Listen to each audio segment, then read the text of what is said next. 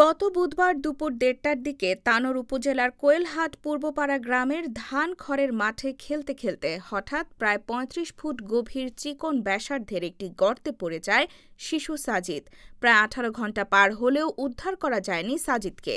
অবস্থান শনাক্ত করতে ফায়ার সার্ভিস সেই গর্তে বিশেষ ক্যামেরা পাঠায়, তবে ক্যামেরা ৩৫ ফুট গভীরে পৌঁছার পর আটকে যায় এবং শিশুটিকে দেখা যায়নি। ফায়ার সার্ভিসের ধারণা সাজিদ সম্ভবত ৪০ ফুট নিচে আটকা পড়েছে। তাই উদ্ধার পরিকল্পনা অনুযায়ী যেখানে সাজিদ পড়েছে সেই গর্তের পাশে রাতভর ৩টি এক্সকাভেটরের মাধ্যমে পুকুর খননের মতো গভীর গর্ত তৈরি করা হয়েছে, তবে এখনও কোনো খোঁজ পায়নি শিশুটির। ১২ ইঞ্চি পাইপের যে গর্তটা আছে ৬ ইঞ্চি পাইপ ঢুকানোর পরে আনুমানিক ৩০-৩৫ ফিটে যাওয়ার পরে আমাদের ৬ ইঞ্চি পাইপটার নিচে নামে নাই।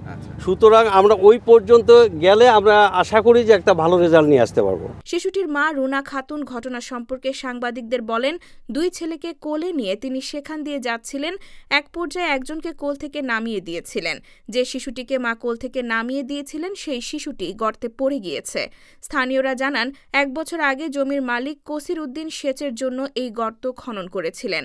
পানি না মেলায় কাজটি বন্ধ হয়ে যায় এবং গর্তটি বিপজ্জনকভাবে খোলা অবস্থায় রয়ে যায়। আজ সেই অবহেলাই শিশুটিকে বিপদের মুখে ফেলেছে।